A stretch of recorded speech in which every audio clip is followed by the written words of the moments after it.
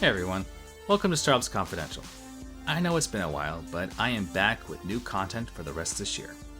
Today, I'm going to talk about the recent Superman Festival that I went to last month in Metropolis, Illinois. And yes, Metropolis is actually a town in Illinois. For today, I have Karla Ogle and John Gleckler here, as they're both heavily involved with this festival. Thank you both for joining me today.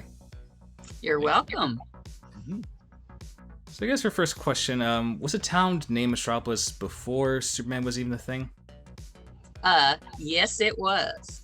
So Metropolis in 1839 is when Metropolis became the city that it is.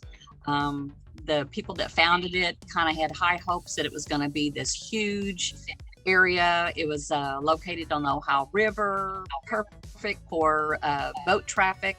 The founder kind of envisioned a railroad bridge connecting Kentucky and Illinois. So yes, so 1839 was the city of Metropolis, and I believe Superman came around in 1938. So wow, just shy of 100 years. yeah. So who started this festival and why pick Superman as a theme for the festival?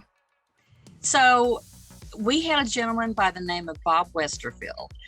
He was a local businessman, and he kind of recognized the unique Metropolis name.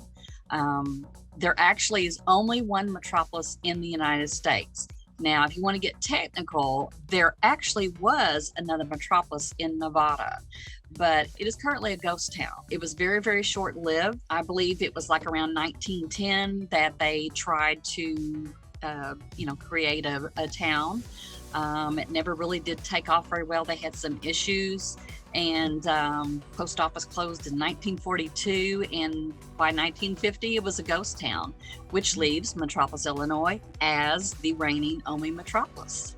So anyway, Bob Westerfield recognizes, hey, Metropolis, Superman's from Metropolis. So he kind of got the ball rolling, got joined with the Chamber of Commerce, and we actually kind of contacted the National Periodical Publication, which later became DC Comics, but they kind of thought it was a cool thing that, hey, here's a city named Metropolis, Superman. And so in 1972, we actually had kind of an adoption ceremony. And the really cool thing was we had the blessing of National Periodical Publication. Carmine Infantino was a very well-known artist. He was one of the publishers there. He actually was very much for it and came to Metropolis during the ceremony, and it was involved with the ceremony, was up on stage. I think I was like in maybe 5th or 6th grade during this, but it was a very major deal. There was probably 3,000 of our town folk that showed up for it. Had a stage, presented the key to the city to Superman, and he gave a speech. It was just the coolest thing. And it was just all locals. Then nobody really knew about Metropolis. It was just kind of a cool local thing that we did. So the Superman celebration, actually the first one was in 1979. That kind of followed Superman the movie coming out, and that movie was such a huge hit that it really started, everybody started kind of like, looking into Superman, the whole Superman genre. And eventually Metropolis, the city, popped up, and it was kind of curiosity. We had people that were calling us, hey, are you really Metropolis? And is that really your name? And, what's this Superman connection? So from there, the town folk just decided, hey, we need to have a little celebration. So that's when the Superman celebration was born. Started off as just a little hometown. I think it was maybe 2 days, but it was, the schedule was very light. There was a tug of war, just a few little things, chug-a-lug contests with a 2-liter drink, and you see who drinks the fastest. But it was just a very casual, some singing, music, but a really fun time, and it's just grown. Nice. And you said you were like in 5th grade when all this started? Either 5th or 6th grade. Yes. My older sister, who actually is one of the co-chairs of the celebration, she was in the junior high band. They actually performed, they played. So that was kind of a cool thing. Nice. So I also wanted to ask, when was both of your first times coming to the festival? 1979. Yep, I'm not gonna beat that. No, my first time, I believe, was 2006, which we didn't know there was a celebration until then. My wife and I went through Metropolis once in about, I think it was 1997, stopping through in the fall, saw the big notice off Highway 24, zipped into town, took a picture by the statue, continued on our way to Tennessee. And then at some point, one day I was looking for contest information on the internet, look actually for video contests, but I guess the word contest popped in, and there was a costume contest at the celebration. I saw the page and thought, this is a good idea. This is easy to get to, and let's go check it out. And back then it was just Friday through Sunday, and we rolled in on a Friday afternoon about 4 in the afternoon, and most of the events stayed until Sunday wasn't as big a deal. Like the costume contest was on Saturday, so we were there for the evening on Friday, all day Saturday. Then on Sundays we went over to Kentucky and checked out Paducah and some stuff down by the river. So, but that year we got hooked immediately and started coming back every year since. Mm-hmm. Very nice. So how has the festival grown and changed, I guess, since it all started around the 70s? So as I mentioned, it started out as just a little hometown festival, a lot of fun. But, after the movie came out in 78 and, the news, the media picked it up. And like I say, Metropolis was kind of a curiosity. People couldn't believe there was actually a town.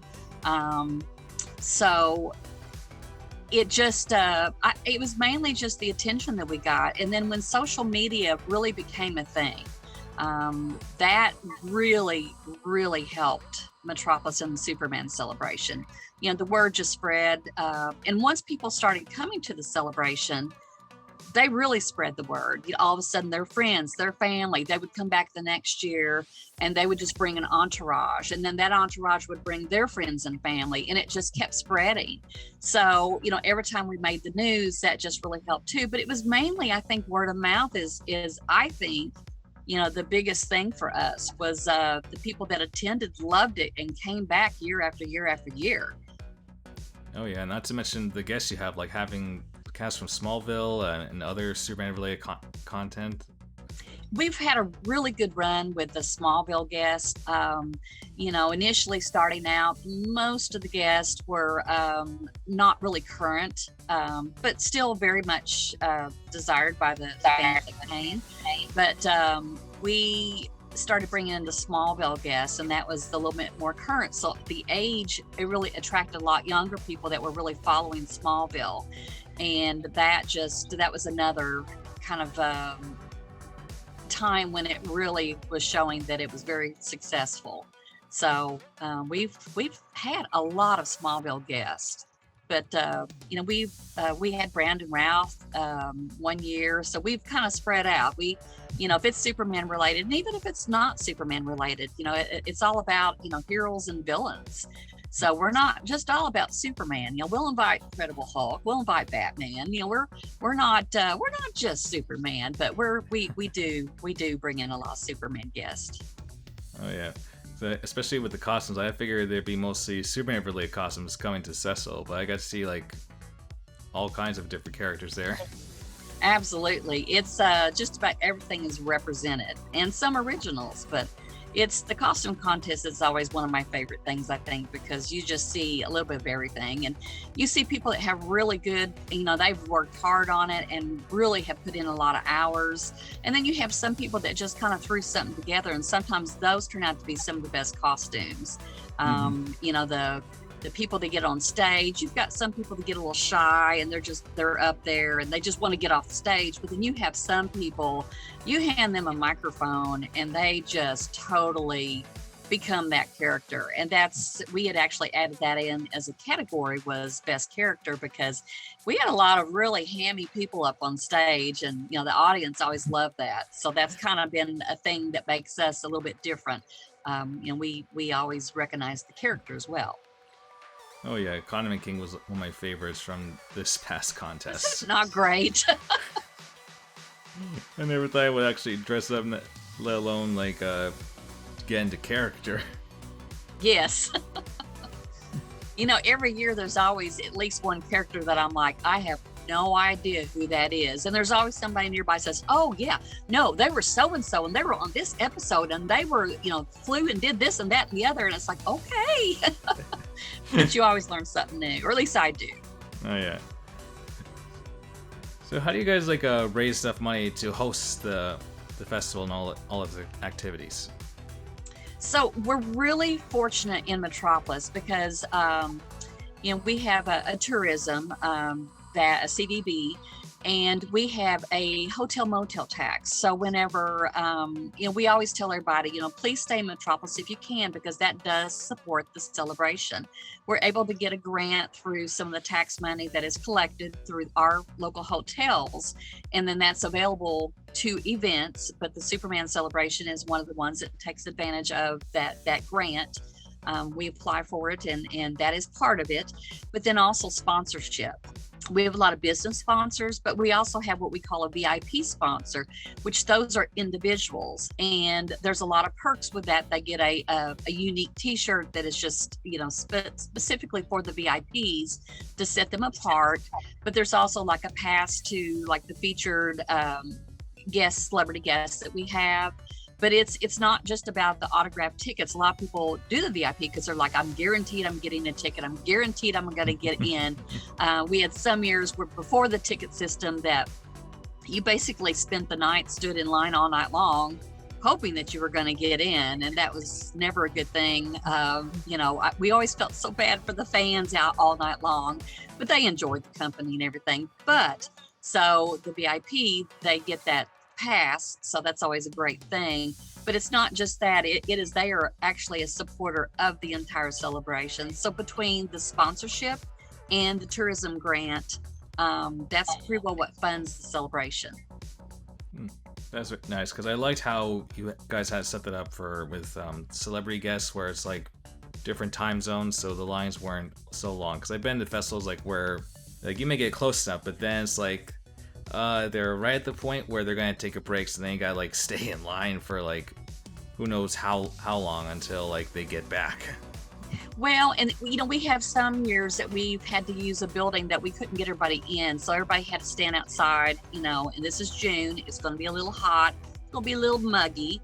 But the system that we use for our sponsors, the VIP sponsors and ticket holders is, we break the sessions up into our time slots. We've had so many years that the fans would line up all night long and they would stand out in the heat. And, they spend the majority of their time in line. And we didn't want them to do that. There's a lot going on. There's a lot of events. There's food vendors, Artist Alley, Writer's Way. So we broke it up into the hour sessions. And so everybody is given one of the sessions. So if they have session B from 10 to 11, we always tell them, don't get there 2 or 3 hours beforehand. You're going to get through in 1 hour. So you just get there a little bit before the 10 o'clock, and in 1 hour, you're in and out. And that way they've got plenty of time that they could do all the other fun stuff and, check out the schedule and just, hang out with everybody. So that's why we did the sessions instead of just having, get in line and, wait for your turn. It works out really well for us. Nice. So who are both your favorite guests you've had come to the festival? Uh-oh. That's hard. Oh, wow. It's different ones for different reasons. I'm going to have to say, one of my all-time favorites is Noelle Neal. She was the first lady of Metropolis, and she was there every single year for a long time. And so she was just a sweetheart. People loved her year in and year out. Everyone always looked forward to seeing her. But I also really liked Yvonne Craig was there with her sister, and they were such a hoot. They were such a fun, and me and my sister are close, so we get it, but she just loved Metropolis. And she just kind of loved going into the shops and just kind of seeing everything casually. She actually went into, we had a shop in town back of the closet that has like a consignment, like gently used clothing. And she actually did their answering message for them. She just thought that was the coolest shop. You know, she come out, had bags of clothes, and this is the greatest thing. So she was just one of those really approachable, wonderful people. But, you know, got to throw Dean Cain in there. He was good to look at. John? Yeah, how about you, John? Well, you know, I'm not above saying Dean Cain is a handsome man, and he was a really good. I did not interview him, but I was there. I think he's been there twice. I remember one of the years he was there. He was very easy to listen to. He wasn't shying away from talking about stuff, and Yeah. people might just answer the question exactly as is. Some might ramble forever, and then you're like, you don't get audience questions, whatever. He was really good and polished at being one with the crowd, which was nice. I have to mention though, this year, Tom Welling has been on my list for a really long time. So it took probably about 10 years to finally get him to Metropolis. And one of the kind of stipulations was Michael and Tom. It needed to be the two of them. And we've had Michael before. We've had him actually 2 other times. Mhm. But the two of them together, especially Michael Rosenbaum, you hand that boy a microphone, you don't need an MC because he will take over. He goes out into the audience. And so whenever this year rolled around, we kind of expected, a little bit of the same. And, they did not disappoint. The two of them together, they worked so well off of each other. Very entertaining for the crowd. The crowd loved it. Oh yeah, he definitely has a presence. The gentleman that introduced me to introduce them, Michael and Tom both pretty much said, well, there's our introduction. And I'm like, now hold on, I was told I got to do this, so just give me a few seconds. So what do?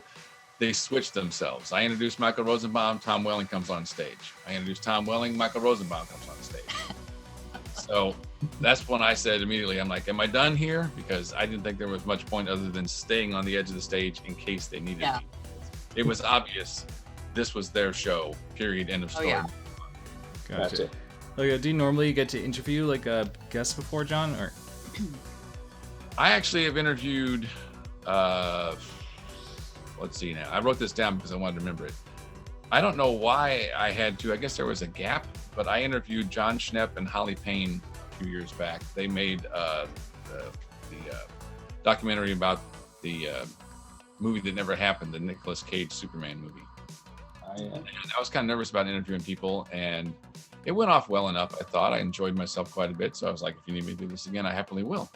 And the next year it was Katrina Law, and she was awesome. She tops just about the top of my list of guests because she was so easy to talk to and very open and a lot of fun.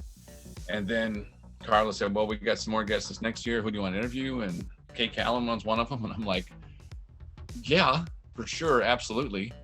And I was kind of like, well, that's a good choice, but should I interview someone else? And my wife says, she says, I think the mature people, and I don't mean age, the mature people that are guests appreciate someone that's maybe a little more mature. Now, if you know me off camera, you know instantly I'm not that mature, but I can pull it together and be mature. Kay Callan was one of my absolute delights for the entire 16 years we've been going there. She was awesome. I loved talking to her. And then my microphone quit working, and she's like, well, here, and just scoots right over and starts sharing the mic with me. She had no aversion to anything. She was just easy to talk to. And then this year it was George Newbern was my big highlight. And I meant what I said at the end of his interview. Someone asked him a question about, what would you say to the aspiring actor? And he launched into a message about, your passions and your wants and your needs. And it doesn't always have to be a career, but it has to be something that matters to you. I can't remember exactly everything he said, but I was just mesmerized by him. And when he got done, I knew we were basically out of time. I said, that is the best Superman speech I've ever heard. We're done. And I meant it. He was a delightful guest, and he was very, very sincere when he answered people's questions. And I loved that about him. I would love to see him come back another time. Yeah, He's just absolutely. so personable. Yeah. And, not to brag on John, we've had a lot of different people. We tap a lot of people to interview. It kind of depends on the guest who we think is a good fit. But, John, he's been doing quite a few interviews for us, and he always does his homework. And what I like about how he approaches it, his goal is to find a question that has not been asked by another interviewer. He will watch other interviews and kind of listen to what they're asking. And then he always comes up with something that just has not been asked. Yeah. Do you know that backfired on me once? The very first interview, the last thing I asked John and Holly is I said, imagine, if you will, you have your documentary, or we actually have Nicolas Cage as Superman. Which universe do you want to live in? Basically was the question. And Tara was standing there in the audience with a microphone in front of someone's face. And right afterwards they go, that was my question. I was like, oops. So every year I do try to find that one really good question. And then I always stress, what if it was something someone else was going to ask? Oh yeah, no, I hate when that happens. What are you gonna do? Yeah, that's why I was with George Newbrain, went with a very specific random question about like his time on Friends, because I feel like with Friends, that's a show where everyone gets spotted, whether they're already famous or about to be famous later on. Yeah. The specific questions are fun because they don't. So I've noticed sometimes if you talk to someone in that regard, boom, you hit a memory for them that they haven't thought about in a while, and they light up in a different way because maybe they don't. Yeah. Maybe they're fine with talking about Superman all day long, but it's not the only thing they're known for. So boom, hit them with something else. Yeah, it reminds me like that episode, I think, from Big Bang Theory with meeting James Earl Jones. How it gets like on one of the nerds' face saying, I've been in other things besides Star Wars, but you don't care about that. And he just like shakes his head like, nope. Yeah. When we're picking guests, that's one of the things that we always kind of look for. It's one thing to get a really good guest who is known for Superman or another hero or villain role, but sometimes you run across somebody who kind of has a wider range. For instance, the year that we got John Schneider, of course, Smallville, but Dukes of Hazzard in this area, Southern Illinois, Western Kentucky, Dukes of Hazzard was huge. We actually had a couple people that had General Lee's, in the area.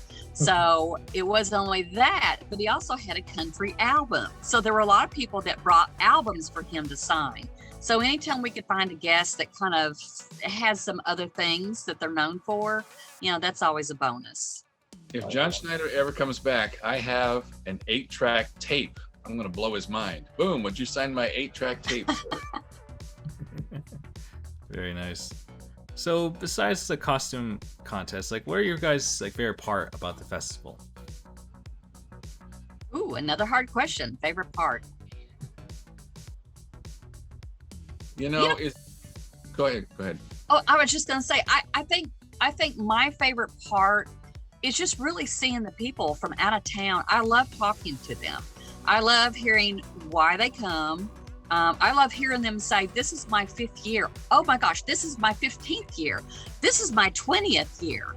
And, they tell us who they brought, but just talking to people, and they're just so excited about coming here.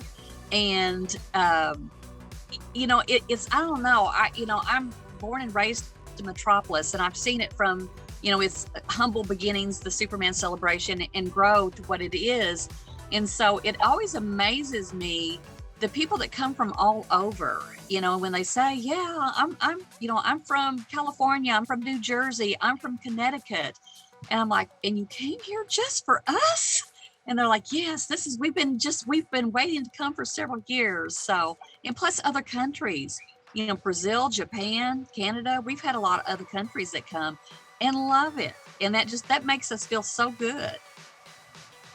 You know how we were just saying how you accidentally steal someone else's answer? The thing is, I was debating in my head, how do I say I go because it's a Superman celebration, I stay because of the people. Right, exactly. And and that's the thing too, is, and we always brag about this, but and especially what we find out is after the celebration is over, when we're putting our guests on the plane to send them back home, and I always ask them, did you enjoy your stay?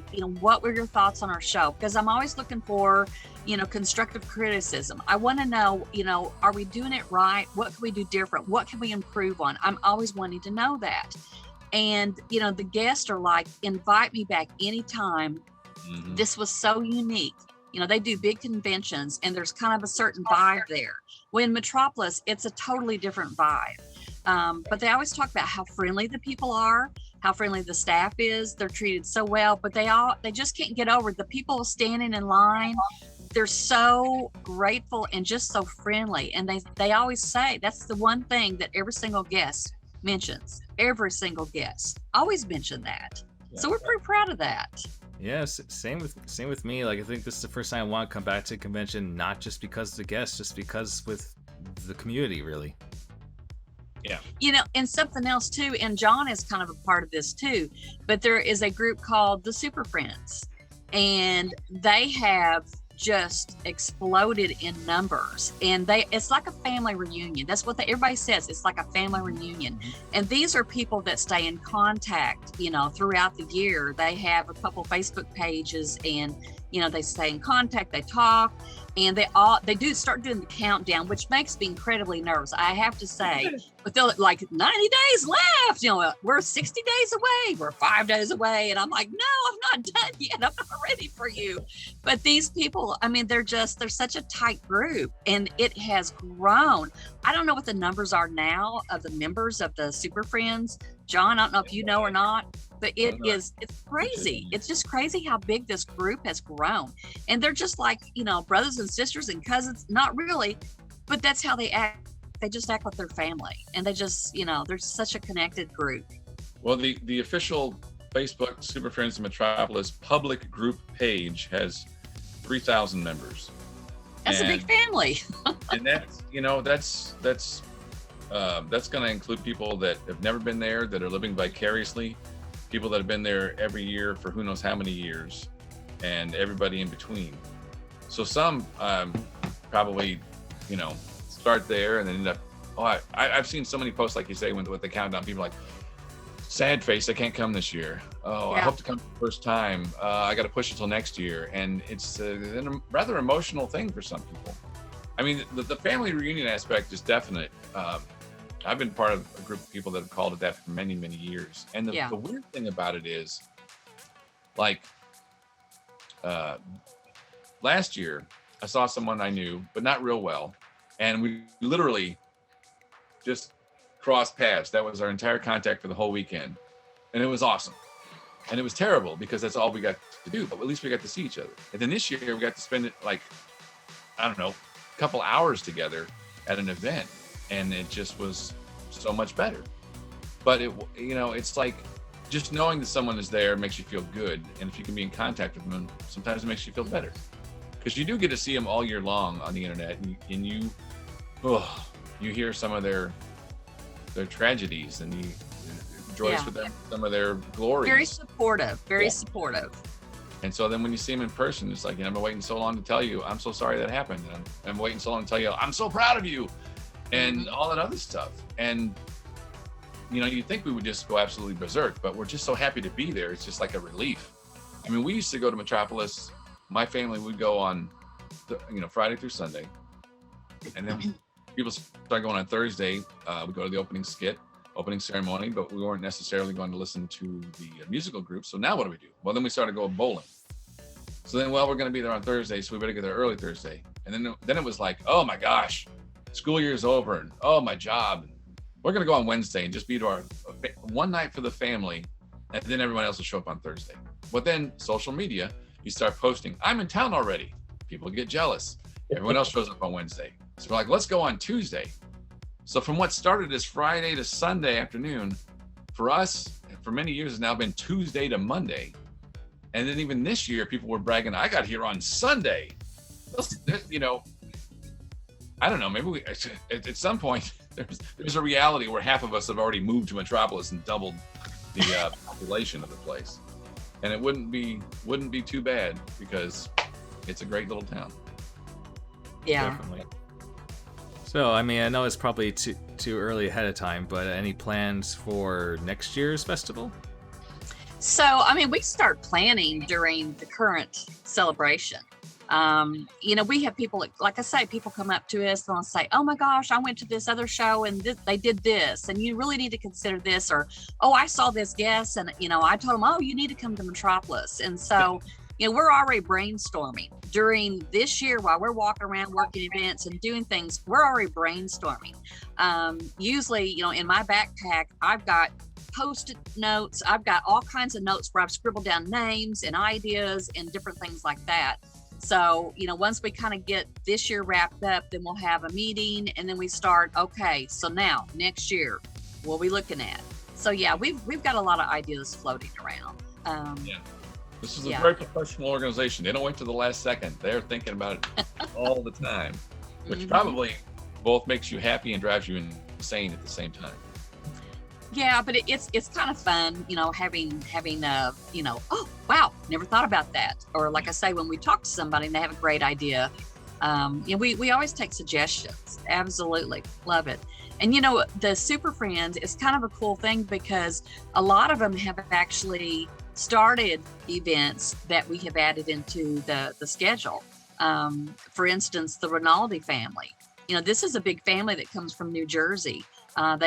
This was their 20th year, and they do kind of a Superman Jeopardy trivia, and they pack the tent. And this year, I think they did it 3 times in the schedule. They did one each day, last for about an hour and a half, and they are full in. I mean, it is really a really cool thing that they do.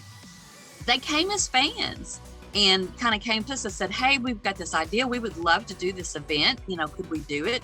Absolutely. They kind of presented it to us. We liked the idea. They did it one time, next 2 or 3 years, hey, if you need us to do it twice, we'll do it twice. And, they would do it 3 times a day if we would let them. But, it's just a really cool thing. But, they love doing it. They come up with their own prizes and all their content. And like I say, it packs the tent.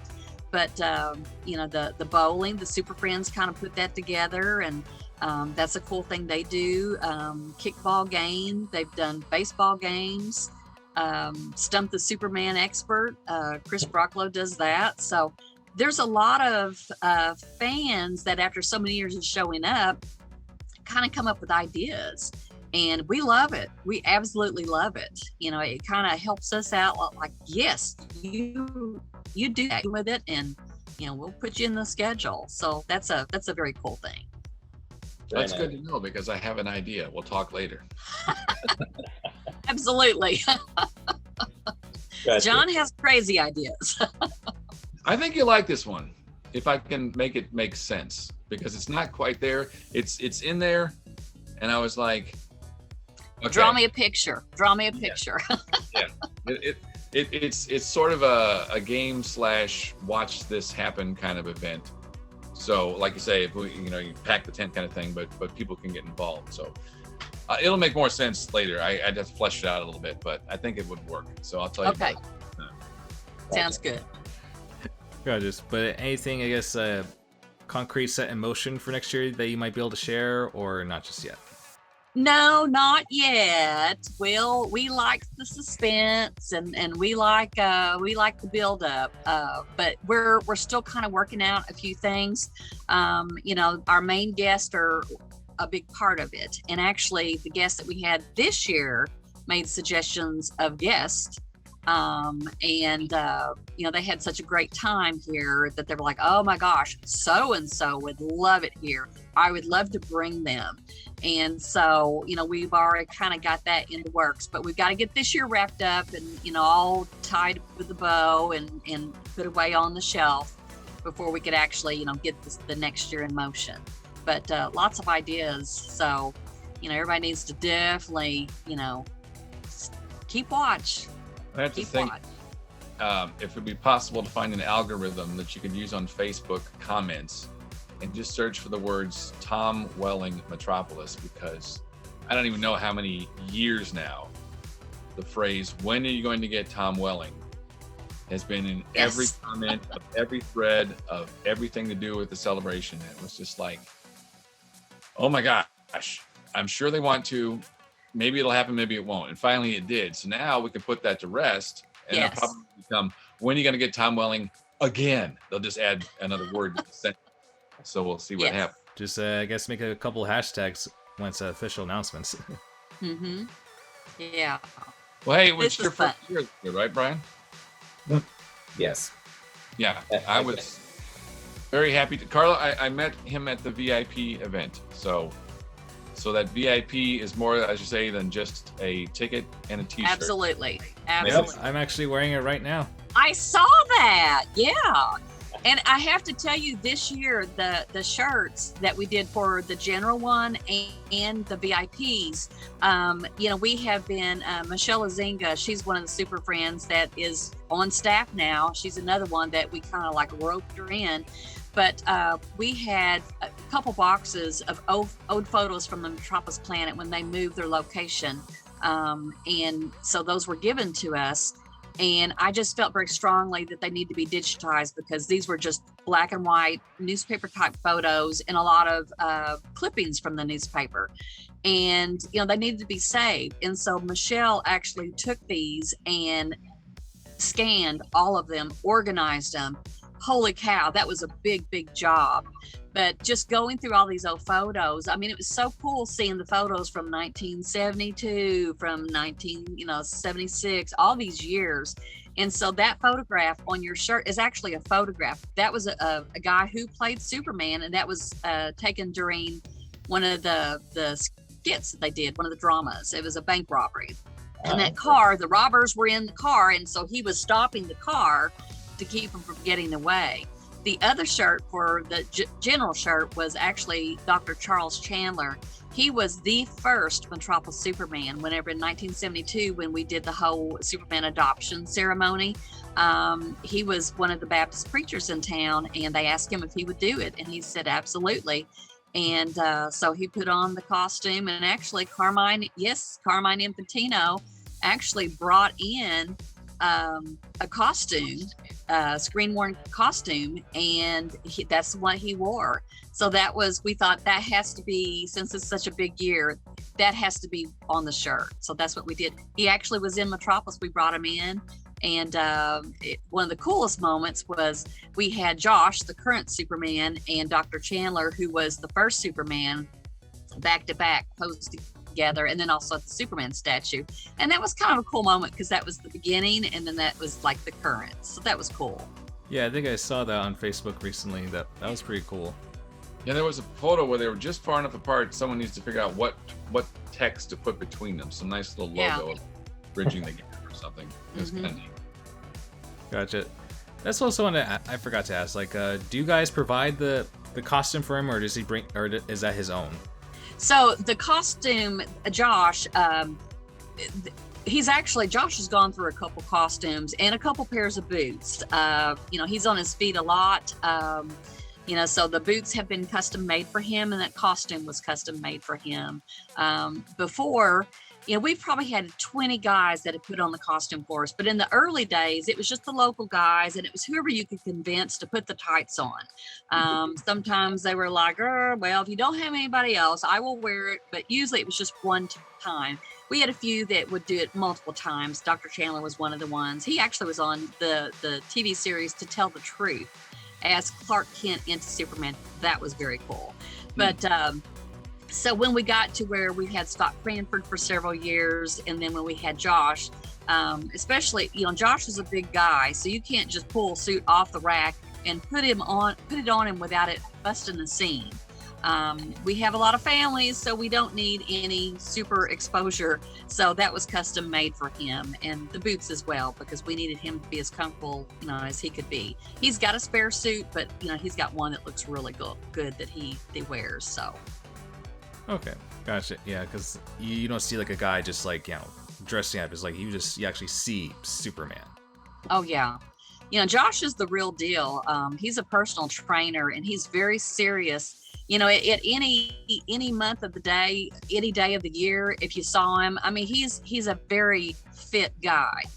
But we always get tickled because when the countdown up to the celebration, he really dives hard into, his diet and the extra workouts. And when he gets off the plane and he steps into town, the first thing we get the big Josh hug. And, you're literally like, I think you're breaking my ribs, because he is just such a big teddy bear, and he's a big guy. So, he's the real deal. I mean, and I'll tell you a funny, quick story. I did a morning interview at WPSD, and the girl who was doing the interview, we were sitting on the couch and we were waiting for the countdown, and she leans over and she says, now I just have to ask, how much of that suit is padding? And he just kind of grins and looks at her, and all of a sudden he kind of flexes and then kind of like does the little peck thing, that guys do. And she had her hand on his chest when he did that, and bright red, she goes bright red. Her mouth is just like, she's just like that. And then you see the guy doing the countdown, and she's like, and then she goes into, but that was hilarious, because she had no idea that that's all him. That's him. He is all muscle. So that was hilarious. There was one year I was in the costume contest, and I had a padded suit, and I was, one of my jokes was flexing. And he goes, actually, it's more like this. And Josh never calls attention to himself like that, but he just puts them up and bam. And it's just like click, click, click, click, click, click, click, click. Everyone was laughing and applauding. Yes. And real muscles come out to play. Yeah. He just gets better every year. Mm-hmm. Yeah, that's why I did like that photo recreation of, I think, with one of the Kingdom covers comic arts. It just sells. Like the hard part was just like putting in like that altered S symbol. Yeah, he did a good job of that. That was impressive. Yeah. And I think that has a little bit of gray in the temples and stuff, and made him a little more mature. It's a little older Superman in that image. But he looked really good that way. Yeah. But anyway, I would say that's our time for today. Thank you all for being part of this podcast, and hope to see you guys for next year's festival. Excellent. Oh, you're very welcome. This was fun. Thank you. Not a problem. Up, up, and away. Thank you all for tuning to this podcast, everyone. If you want to see more, be sure to click on the thumbnails at the bottom of the screen or on the links below. And in a few months, I'll be announcing some new content that will be premiering on this channel. This is Beyond Entertainment, signing off.